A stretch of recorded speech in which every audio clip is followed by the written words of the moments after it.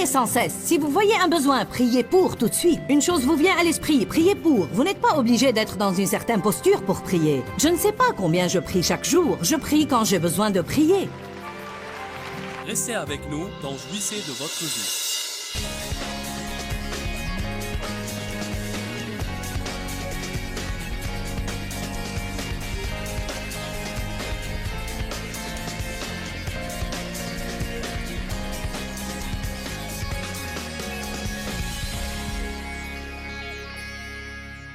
Nous devons nous servir de nos esprits.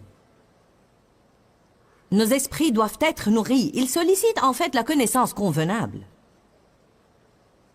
Votre corps doit être nourri. Il doit être nourri pas avec n'importe quelle chose, mais avec les aliments convenables, des repas équilibrés, des repas réguliers. Si vous nourrissez bien votre corps sera sain. Si vous nourrissez mal votre corps, il sera faible et maladif. Que vous le sachiez ou non, vos émotions doivent être nourries. Nous avons des besoins émotionnels. Eh bien, comment nourrir nos émotions? Bon, le rire est une des manières de vous aider émotionnellement. Parfois, vous avez besoin de pleurer un bon coup. Et en fait, ça peut vous aider émotionnellement. Parfois, vous avez besoin de sortir et de faire une chose qui vous fait plaisir. Et ça vous aide émotionnellement. Parfois, vous avez besoin d'une bonne étreinte et ça vous aide émotionnellement. Parfois, vous avez besoin d'un compliment ou d'une édification ou d'une exhortation. Et cela peut vous aider émotionnellement. Les hommes font une grande erreur, rien que parce qu'ils sont logiques et pensent que leurs femmes n'ont pas besoin qu'on s'occupe de leurs émotions. Vous avez des émotions, vous aussi, et elles ont besoin d'être ménagées. Vous n'aimez pas l'admettre, vous les hommes, mais elles sont là. Amen. Alors, si mon corps a besoin d'être nourri, et mes pensées ont besoin d'être nourries, et mes émotions ont besoin d'être nourries, pourquoi donc mon esprit n'aurait-il pas besoin d'être nourri? Donc mon esprit a besoin d'être nourri, et nous savons que la parole de Dieu nourrit nos esprits. Ce qui va arriver, c'est que vous allez quitter cette conférence et pour plusieurs jours, vous allez être tellement plus fort spirituellement que peut-être vous ne l'êtes normalement. Je veux dire, vous allez être nettement différent. Vous allez être plus stable, vous allez être plus paisible. Il vous sera plus facile de marcher selon le fruit de l'esprit. Il vous sera plus facile de dire non aux mauvaises choses et oui aux bonnes choses. Vous allez vous sentir plus proche de Dieu. Vous allez avoir un plus grand désir de faire des choses pour les autres. Vous allez penser « Waouh! N'est-ce pas que j'ai eu une percée miraculeuse là-bas ?» Savez-vous ce que vous avez eu? Vous avez eu environ 15 heures de la parole si vous étiez là pour toute la conférence. Si vous êtes venu à une seule réunion, alors vous avez eu à peu près 3 heures de la parole. Car vraiment, tout ce que nous faisons là, c'est la parole. Les hymnes sont pleins de la parole. Tout ce que j'incite à faire est plein de la parole. La collecte des offrandes est pleine de la parole. Il s'agit de la parole de Dieu, car Jésus a dit « Mes paroles, elles sont esprit et elles sont vie ». La parole de Dieu, en fait, nous donne la vie et la force. Quand vous êtes dans une ambiance où le Saint-Esprit est en train d'agir, ça nourrit et enrichit votre esprit. Quand vous chantez, ça nourrit votre esprit. Quand vous êtes en compagnie de personnes pieuses, ça nourrit votre esprit. Fréquenter de mauvaises personnes peut vous affaiblir spirituellement. Écouter un tas de commérages et de futilités tout le temps peut vous affaiblir spirituellement. Ne pas écouter ou étudier la parole peut vous affaiblir spirituellement. Je vais vous dire une chose. Je me prépare à donner un enseignement dans mon studio, car ce n'est pas faisable dans une réunion, et nous allons en faire une cassette d'enseignement intitulée « Comment étudier la Bible », car je peux vous le dire, beaucoup de gens lisent la Bible mais ne savent pas l'étudier. Vous devez étudier et non simplement lire. Lire est une chose et étudier est une chose complètement différente. Et je crois que si vous voulez avoir des révélations dans votre vie, vous devez étudier.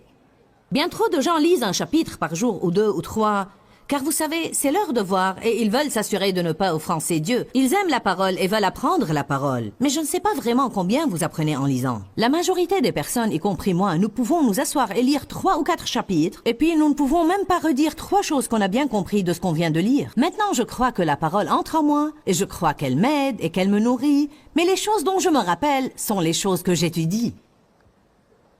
Quand je suis en train de lire et que je tombe sur une chose qui m'intéresse vraiment, et j'ouvre ma concordance et je trouve un grand nombre de références sur ce sujet que je peux rechercher, et je les cherche dans le dictionnaire, et puis je les cherche dans un dictionnaire grec, et ensuite je sors peut-être quelques autres livres d'études et je poursuis la chose. Ensuite, savez-vous ce qui arrive? Tout d'un coup, quelque chose qui se trouve là, descend et arrive là, et ensuite c'est comme des images dans l'esprit. C'est comme « Ouais, je le comprends maintenant !» Nous avons une épidémie de chrétiens paresseux, apathiques, qui veulent que tout leur soit donné à la cuillère. Et ce n'est peut-être pas votre cas. Vous n'êtes pas trop paresseux, sinon vous ne seriez pas là. Savez-vous à combien de gens Dieu a dit de venir ici aujourd'hui? Nous n'aurions pas pu nous approcher de ce bâtiment s'ils étaient tous venus. Je vous parie que pour faire venir 8000 personnes à une réunion comme celle-ci, Dieu doit parler à 80 000. Amen. Personne ne peut dire à combien de gens Dieu doit parler pour subventionner un ministère comme le nôtre. Car contre chacun qui envoie une offrande, il y a probablement 10 000 auxquels Dieu a parlé et qui n'ont rien fait à ce propos. Peut-être qu'ils ont eu une bonne intention. Savez-vous quoi? Les bonnes intentions ne sont pas l'obéissance. Les gens ne font pas ce que Dieu leur demande. Ensuite, ils sont faibles et ils ne comprennent pas pourquoi ils sont faibles. Ensuite vient la peur et ils ne peuvent pas lui résister. Viennent les soucis et ils ne peuvent pas leur résister. Ils ne peuvent pas résister à la tentation de se mêler des affaires des autres, ni résister à la tentation de juger et de critiquer quelqu'un d'autre. Vient la dépression et ils ne peuvent pas la combattre. Pourquoi? Non parce qu'ils ne le veulent pas, mais parce qu'ils ne sont pas spirituellement forts pour le faire. Il y a une force qui émane de l'homme intérieur. Je prêche par cette force tout le temps. Je prêche par la force du Saint-Esprit. L'apôtre Paul a dit ça. Et c'est pourquoi ce que je dis, ou n'importe qui d'autre qui prêche par la force du Saint-Esprit, c'est pourquoi ça vous aide et vous édifie tellement. Il ne s'agit pas uniquement de mots, car quelqu'un d'autre peut venir prendre mes notes et essayer de prêcher exactement le même sermon. Mais croyez-moi, s'il n'a pas de force dans sa vie, alors ce qu'il dit ne va pas tellement vous affecter. Paul a dit, je ne viens pas à vous avec des mots éloquents, mais je viens à vous avec une démonstration et une puissance du Saint-Esprit. Allez maintenant. Nos louanges et adorations ne sont pas simplement beaux. Ce ne sont pas seulement des musiciens achevés. Je veux dire, il y a une onction sur cette chose. Ça fait du bien de l'écouter et je ne suis pas la seule à le savoir. Je veux dire, ça se voit. Ça ne peut pas venir d'une vie nonchalante et d'une désobéissance à Dieu et d'une absence de la parole. Et ça ne vient pas du fait qu'ils mènent la louange depuis 20 ans. Ça vient parce qu'ils sont en train de nourrir leurs esprits. Amen. Je ne pense pas que j'aurais pu choisir un meilleur message pour clôturer. Parce que vous allez rentrer chez vous, et si vous ne continuez pas à faire ce que je vous dis maintenant, je pourrai revenir dans un mois et vous trouver dans le même état dans lequel vous étiez quand vous êtes venu cette fois. Est-ce que tout le monde m'entend? Je vous dis une chose qui est extrêmement importante. Vous ne pouvez pas vivre dans la conférence, ni vivre dans le séminaire. Mais vous pouvez vivre dans la parole. Vous avez des cassettes d'enseignement, mettez-les et écoutez-les. Si vous sortez pour monter dans votre voiture et vous allez y être pour 1 heure, et vous avez oublié de prendre vos cassettes, et vous savez que c'est un bon moment pour écouter la parole, sortez de la voiture, revenez à la maison, cherchez vos cassettes et sortez de nouveau. N'agissez pas comme si ce n'est pas important. Eh bien, je les ai oubliés, je vais continuer. Continuez à faire quoi? À conduire la voiture avec une tête vide pour que Satan puisse y jeter toutes sortes d'ordures? Vous pouvez conduire pour 1 heure en pensant à tout ce que quelqu'un vous a fait et combien vous êtes exaspéré et combien vous êtes misérable. Mais si vous aviez cette parole dans la voiture, vous auriez été puissant pour pouvoir vaincre ce diable. Vous vous réveillez et vous vous sentez déprimé. Vous prenez cette cassette de louange sur le sang de Jésus. Vous voulez chasser le diable de votre foyer. Écoutez des hymnes sur le sang. Il n'aime pas le sang, il va s'enfuir.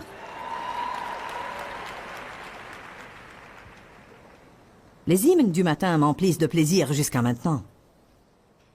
Je vous dis, une des plus grandes questions que nous devons nous poser, c'est dans quelles conditions se trouve mon esprit? Et pas comment vont mes finances, pas comment va mon corps, pas dans quelles conditions est le monde. Ce sont des questions que nous devons nous poser aussi. Mais je dis que nous sommes toujours inquiets à propos de nos circonstances. Je me demande combien de personnes ici aujourd'hui se sont jamais posé la question « Comment va mon esprit ?» Je ne savais pas qu'il pouvait être dans un certain état. Je pensais qu'il existait, c'est tout. La Bible dit dans 1 Thessaloniciens que votre esprit et votre âme et votre corps soient conservés intacts et irrépréhensibles lors de l'avènement de notre Seigneur Jésus-Christ. Psaume 18 ou Proverbe 18, 14.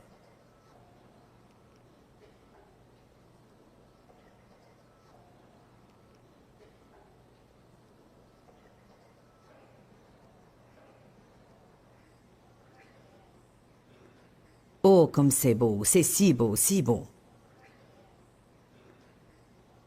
Ce que je vous enseigne pourrait être un tournant radical dans votre vie spirituelle si vous saisissez vraiment ce que je dis par l'esprit.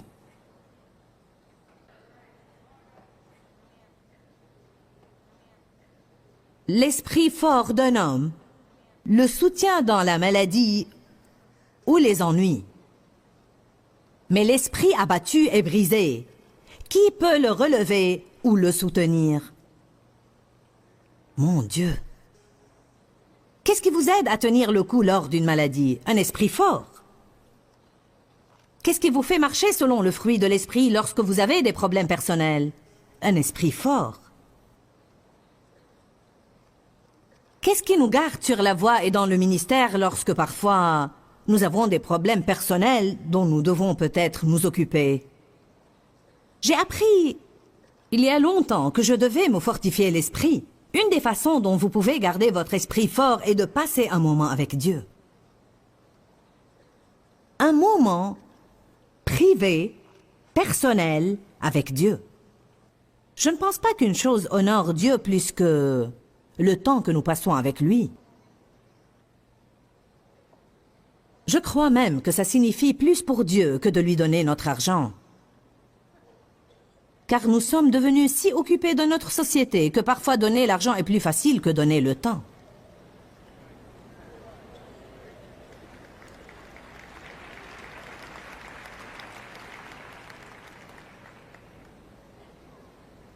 La Bible dit que nous sommes les sarments. Il est le cep et nous sommes les sarments. J'ai rédigé une contemplation au congrès des libraires et j'ai fait un projet pour m'expliquer. J'ai acheté une plante plusieurs jours avant d'aller à ce congrès-là. Et chaque jour, j'arrachais une feuille de la vigne. Je la posais sur la table et je la regardais flétrir. On pouvait les voir. Je les avais marquées par jour. 3e jour, 2e jour, 1er jour, quant à la date où elles ont été arrachées. Et celles qui étaient sur la vigne se tenaient droites et elles étaient vraiment pleines de vie et de couleurs. Celles que j'avais arrachées étaient flétries et sans vie et se fanaient jour après jour. Je veux dire, elles se détérioraient.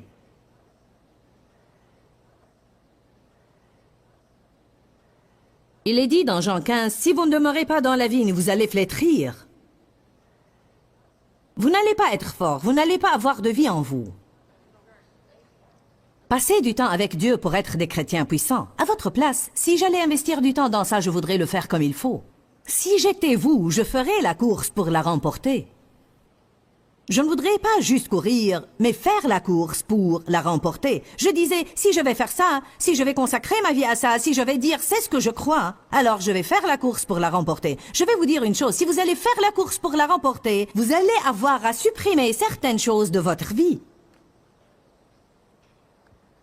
Vous allez avoir à dire non à certaines personnes qui ne veulent pas entendre non. Croyez que le diable va sortir sa grosse artillerie s'il pense que vous allez consacrer plus de temps à Dieu. Qu'arriverait-il dans la vie des chrétiens si chaque chrétien consacrait rien qu'1 heure par jour à Dieu? Parmi les 24 heures, ne pouvons-nous pas lui donner 1 heure? Nous donnons une à la télé. Nous donnons une au téléphone.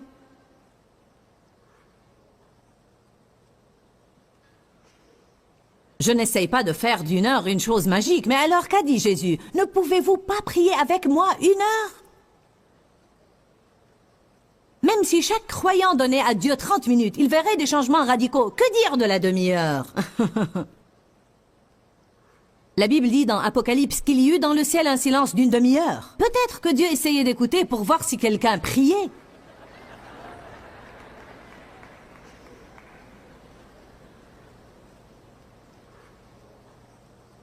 Celui qui demeure sous l'abri du Très-Puissant, qui habite le secret de l'Éternel, reste stable et passe la nuit à l'ombre du Tout-Puissant, dont la puissance aucun ennemi ne peut surmonter. Pourquoi aucun ennemi ne peut vous attaquer et y réussir si vous demeurez dans cet abri? Parce que vous allez être fort dans l'esprit. Je suis forte dans le Seigneur et la force de sa puissance. Je peux le comprendre. J'espère que vous comprenez ce que je dis aujourd'hui. Priez. Priez par l'Esprit vous fortifie l'Esprit. Priez par le Saint-Esprit vous fortifie. Vous devez prier par l'Esprit. Priez quand Dieu vous demande de prier. Ne pensez pas, je vais prier au moment de la prière. Priez sans cesse. Si vous voyez un besoin, priez pour tout de suite. Une chose vous vient à l'esprit, priez pour. Vous n'êtes pas obligé d'être dans une certaine posture pour prier. Je ne sais pas combien je prie chaque jour. Je prie quand j'ai besoin de prier. Mais une chose que j'aime faire, c'est être avec Dieu et ne rien faire. Je pense qu'une des plus grandes erreurs que nous faisons, c'est que nous voulons savoir, lorsque je passe un moment avec Dieu, que suis-je censé faire? Maintenant, écoutez-moi. Vous pouvez lire la Bible, vous pouvez écouter des hymnes, vous pouvez lire un autre livre qui vous aide, mais il y aura peut-être des moments où Dieu voudrait que vous ne fassiez rien, hormis demeurer là. Peut-être que vous allez écrire des choses dans un journal. Peut-être que vous allez pleurer ou rire, je ne sais pas. Dieu pourrait même vous mener à danser. Vous ne pouvez jamais savoir. Une chose est sûre, tout ce que vous faites en privé avec Dieu ne regarde personne hormis vous et lui. Je peux vous dire une chose pour sûr, il ne va jamais raconter vos secrets. Alléluia. Alors vous pouvez agir aussi librement que vous le voulez. Et Dieu va le garder entre vous et lui. Amen. David était si exalté envers Dieu qu'il avait enlevé la plupart de ses vêtements pour danser. Sa femme était si fâchée qu'elle pouvait à peine le supporter. Pourquoi avait-il fait ça? Parce qu'il se sentait radical. Il était exalté dans la joie et l'amour de Dieu. Je veux dire, la puissance de Dieu l'avait vraiment submergé et il ne pouvait pas se contenir. Il était sorti vêtu d'un simple pagne et commençait à mener cette grande foule de gens dans la rue. Je ne suggère pas ça, mais... si c'est ce que l'Esprit vous guide à faire, il va alors vous protéger.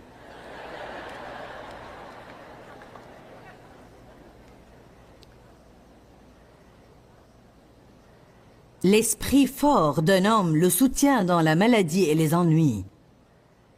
Mais l'esprit abattu et brisé, qui peut le relever ou le soutenir?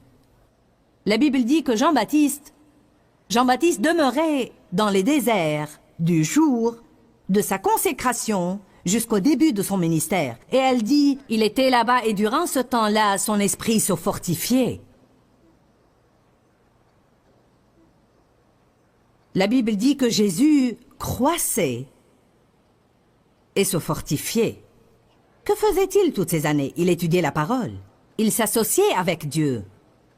Il priait, il passait du temps pour apprendre à communiquer avec son Père céleste.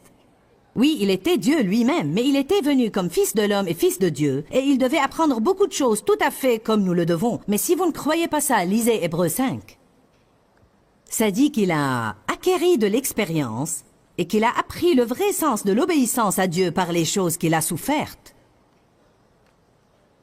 Il est un souverain sacrificateur qui compatit à nos faiblesses et à nos infirmités parce qu'il a été tenté en toutes choses comme nous, mais sans commettre de péché. Pourquoi était-il si facile à Jésus de vaincre Satan quand il était tenté par le diable dans le désert? Parce que son esprit était fort. Pourquoi le diable n'avait pas pu le toucher? Parce que son esprit était fort. Pourquoi ne se souciait-il pas de ce que les gens pensaient ou ce qu'ils disaient? Parce que son esprit était fort.